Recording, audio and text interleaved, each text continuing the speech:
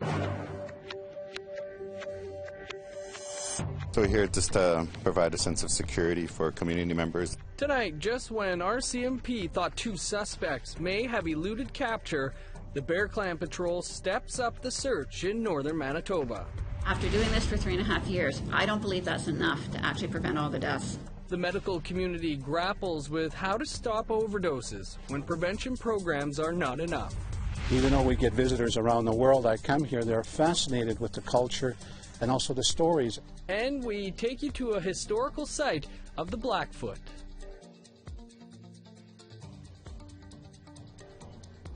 Good evening, welcome to APTN National News. I'm Dennis Ward.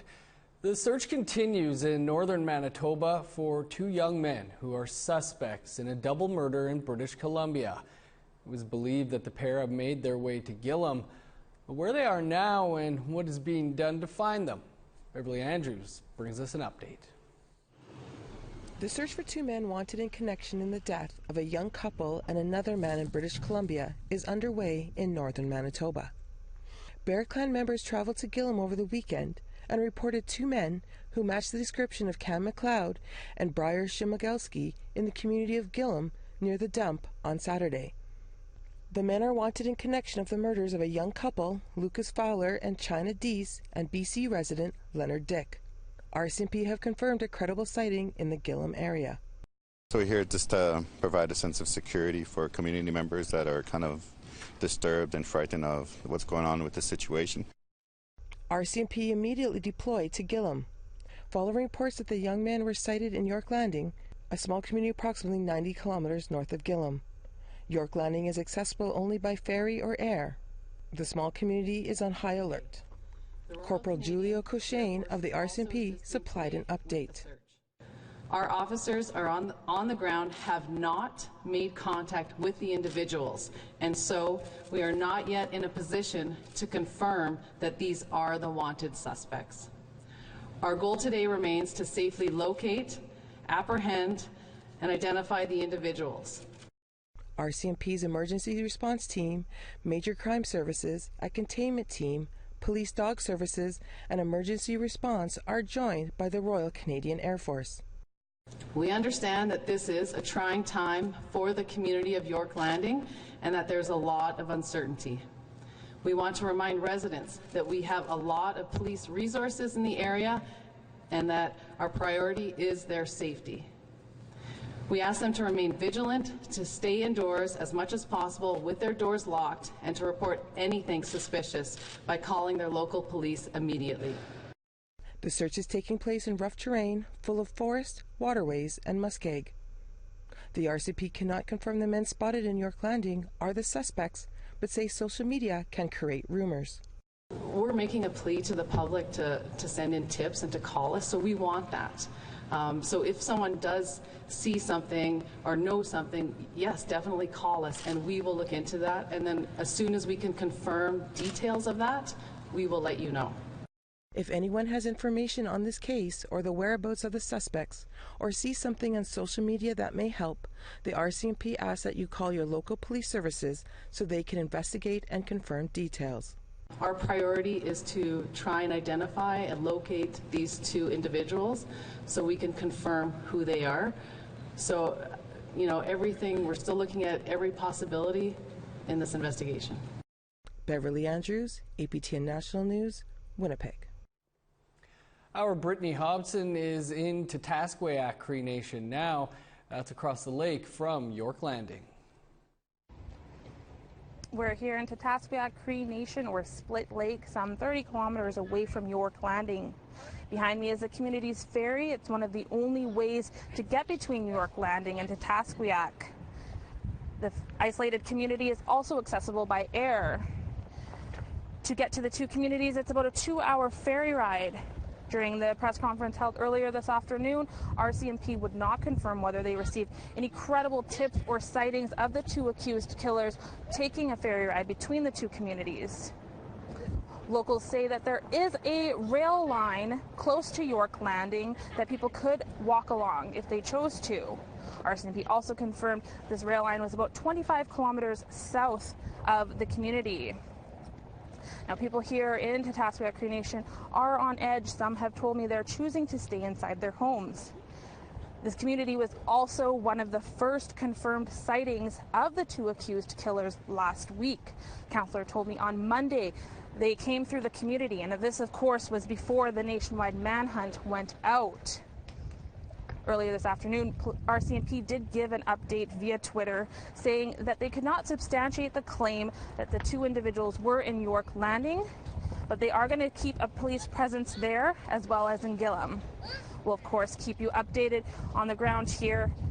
For right now, Brittany Hobson, APTN National News, Tatasviat Cree Nation. And for more on this story and the latest, you can visit our website, aptnnews.ca. The protesters and barricades outside the administration building in Six Nations have been removed. The protest began about a month ago over concerns of the elected council. Nanta Garlow is the editor of Two Row Times in Six Nations. She joins us now with an update. Nanta, thanks for being with us. Just 2 weeks ago, the protesters were warned that an injunction would be put in place that would force them off the property. Can you give us an understanding of what happened this morning? That's right. So this morning, the members of the Six Nations elected council, accompanied with a group of community members, were to the elected council's administration building and re-entered the building. They tore down wooden blockades that were blocking access to the parking lot and took control of the building. What are some of the issues that brought the protesters there in the first place? There are a number of issues that have been brought forward by the protesters. The day initially started off with solidarity for the national protest against the federal government's recognition of rights framework. That then extended into this 2-month demonstration or protest outside of the central admin building with demands that the Six Nations elected system surrender governance authority to the hereditary chiefs, the Haudenosaunee Confederacy Chiefs Council. A number of other demands were made that Barry would be fired, Chief Ava Hill be removed, and that a number of community decisions, namely the Citizenship Code and the Cannabis Law, be overturned.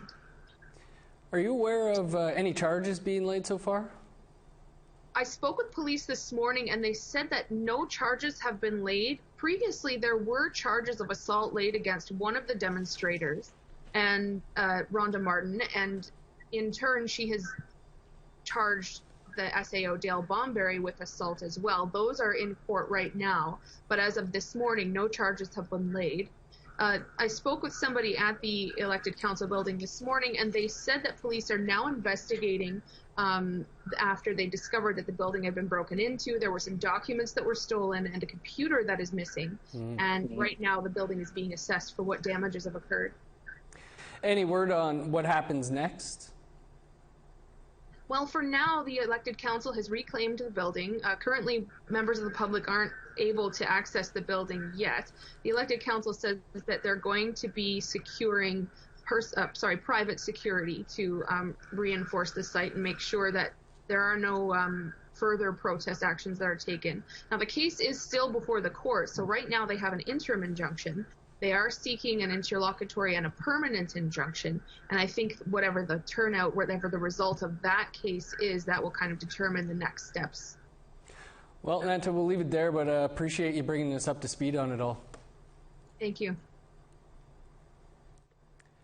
34-year-old Kimberly Cardinal was last seen April 23rd in Saddle Creek Nation in Alberta. She was reported missing, and hundreds of volunteers searched the community for her.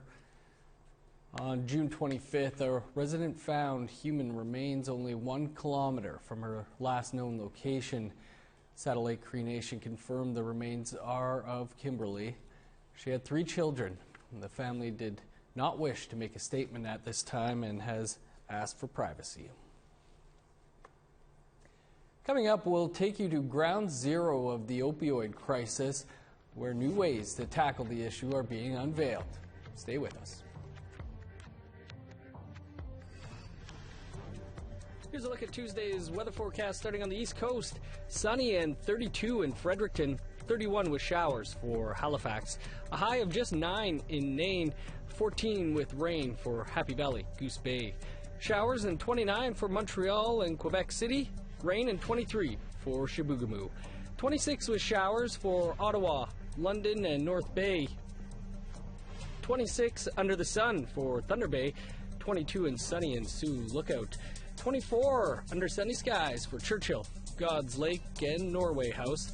A sunny day and 27 for Brandon and Dauphin. 26 for Winnipeg and Gimli. Sunny and 29 for Saskatoon, North Battleford and Estevan. 24 with rain for Meadow Lake. 25 under the sun for La Ronge.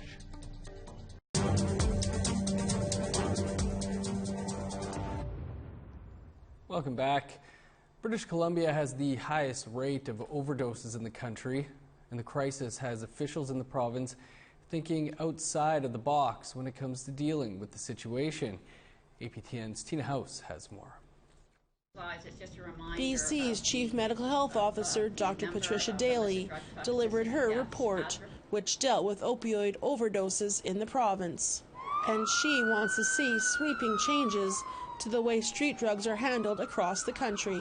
I'm recommending a regulated legal supply of drugs to replace the toxic illegal supply, not only here in our region, but elsewhere in Canada where overdoses are occurring.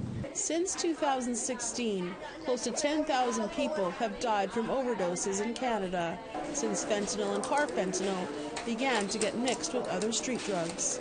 And according to the recent report from the Chief Medical Health Officer, fentanyl is now being detected in 96% of street drugs that are being tested. With so many deaths, the federal government is also seeking ways to combat the illegal toxic drug supply. Health Canada is interested in exploring options for what they call a safer drug supply. They put out a call for proposals within the last month, asking for jurisdictions to submit proposals for pilots of a safer drug supply. And we intend to submit applications that will align with a number of the recommendations in this report. Although this new approach might be considered controversial, it's already happening in Vancouver. The Molson Overdose Prevention Society runs a program that gives free hydromorphone to opiate users. Dr. Christy Sutherland gave us a tour. We'll go inside the injection room. So this is where participants come, and when they arrive, they go up to the window to see our nurse. Sandra's our nurse today, and she would say hello to the person and do a quick nursing assessment, and then would provide them with their drugs for them to inject. So in our tray here, we have a cooker where we crush up to 2 pills of hydromorphone, 8 milligrams. So people are allowed 8 to 16 milligrams. And providing sanctioned street drugs is working. Dr. Sutherland says they have 60 patients that they see 5 times a day. And so far, they've had no overdoses since the program launched last January. It's so wonderful to think about what is this model, this public health approach to drug use, to say that people are going to use drugs, that they deserve safety, and that we can provide that safety, and it saves money for our system, it unburdens our criminal justice system, and then it will also decrease death. It's the only program of its kind in Canada and is funded through the BC government and Vancouver Coastal Health. Back at the press conference, Dr. Daly was asked why not focus on treatment rather than legalizing drugs. After doing this for 3.5 years, I don't believe that's enough to actually prevent all the deaths. I do believe at the same time we need a regulated supply, but if we do it well, we can get most people into treatment. We actually think we can get fewer people using illegal substances if we focus on prevention, as I've talked about, improving treatment, and for the few left or the people who might relapse, we can get that number down, but we want to be sure that we have that safety net of a regulated supply. Tina House, APTN National News, Vancouver. We give them a call. Time for another quick break, and then we'll take you to a cleansing ceremony at a former residential school. Stick around.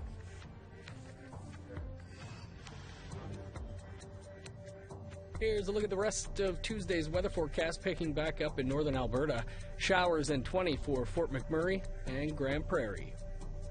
32 under sunny skies in Medicine Hat, 31 under the sun in Lethbridge, sunny and 22 for Vancouver and Victoria, 21 under the sun for Fort Nelson, Showers and 15 for Smithers and Prince Rupert. 19 with rain for Old Crow, Dawson, Mayo, and Whitehorse. 22 for Fort Liard, Trout Lake, Fort Simpson, and Wrigley. 0 is your high for Sax Harbor. 15 in Colville Lake. 12 in Repulse Bay. 16 in Chesterfield. 10 for Arctic Bay. 14 and sunny for Joe Haven.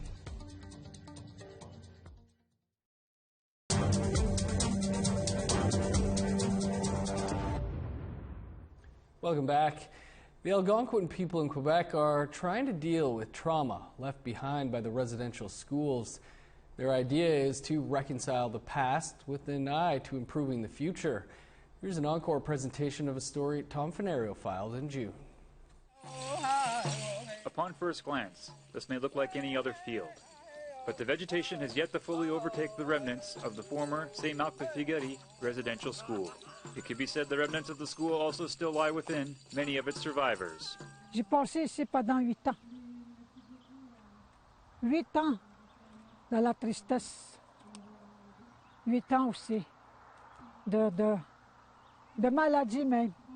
Jeanette Brazeau is the reason why over a dozen survivors and many more family members have come back here once again. It began in 2018 when a snake came to the Anishinaabe woman in a dream. Que cet animal-là m'a donné un message. Il m'a donné un message qu'on doit purifier la place. As Brazeau explains it, the meaning of the dream was not clear to her right away. It was only after consulting with other community members that she came to realize the snake's significance. Il enlève sa vieille peau. Mais nous autres aussi, on doit enlever ça. Located nearly 600 kilometers northwest of Montreal, the Saint-Marc-de-Figuerie residential school operated from 1955 until 1973. Hundreds of students, mainly Algonquin and Atikamekw, were taken from their families and brought here. Many were subjected to an all-too-familiar tale of abuse. In 1996, a priest who worked at the school was convicted of sexually abusing 6 children. C'est vrai. Ça nous a déchiré le passionnat. Il faut pas vouloir.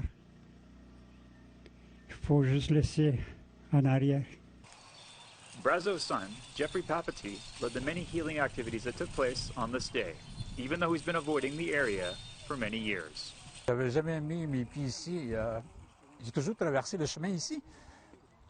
J'ai jamais eu la chance de virer ici pour voir qu'est-ce que c'était vraiment que je vivais dans la peur. While Papati never attended the school, he says that he was passed on the trauma.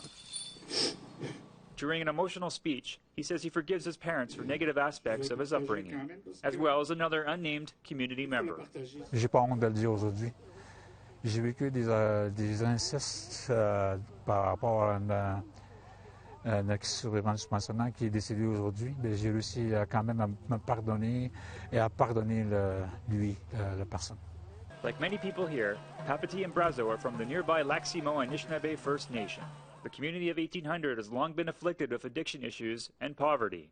A low point was reached in early 2016 when police officer Thierry Leroux was shot and killed by a community member who then took his own life. Less than 2 months after that, another community member was killed in a violent police altercation. But a visit to Lac-Simon today shows promise. The first gas station is in the process of being built. A softball game against a local celebrity team has brought up the crowds. Whatever the challenges here, there is a strong sense of community. For Brazeau, the hope is that addressing the past will help along Lac-Simon's healing process. Aujourd'hui, j'ai affronté la réalité. J'ai affronté aussi ma petite fille intérieure qui avait toujours peur. La petite fille aussi qui avait peur de partager qu'est-ce qu'elle avait à partager de ses émotions. Aujourd'hui, je me sens libre. Free enough to round dance on what's left of the Saint-Marc-de-Figuerie Residential Schools Foundation. A round dance that, before becoming a circle, looks just like a snake meandering through the grass. Tom Fenario, APTN National News, Saint-Marc-de-Figuerie, Quebec. The Writing on Stone Provincial Park in southern Alberta is located on the ancestral territory of the Blackfoot people. There are thousands of writings and pictographs in the park dating back thousands of years. As first reported by Chris Stewart last month, the park has been named a UNESCO World Heritage Site. Here's another look at that story. Randy Bottle is Blackfoot elder. He has been taking people on tours of the Writing on Stone Provincial Park for 7 years. In Blackfoot, it's called a SUNIP, which means to mark or draw. This is his second season as a guide for Alberta parks. He agreed to take APTN National News on a tour to see some of what Writing on Stone Provincial Park offers. Even though we get visitors around the world that come here, they're fascinated with the culture and also the stories and also the experiences that they have here, what they see, what the ancestors have left behind, and how we can share that with the world. 60,000 people visit here each year. That number may be going up, as Writing on Stone has now become a United Nations World Heritage Site, the 6th such site in Alberta and 20th in Canada. What people want to see are the writings and pictographs carved into the sandstone about 2,000 years ago. That is about 100 generations in the past, when ancient Rome was at its peak. But just think thousands of years ago when my ancestors were traveling through here, what they would think in the future, that this is what we're going to be learning from them. And all this information that was left behind was actually for the future, for us to learn from that, and all the messages and the lessons that go with the markings that have been made on the rock. Bottle shows off some incredible pictographs. The drawing of the buffalo. And for us, it's very important because the buffalo is also a way of life for us.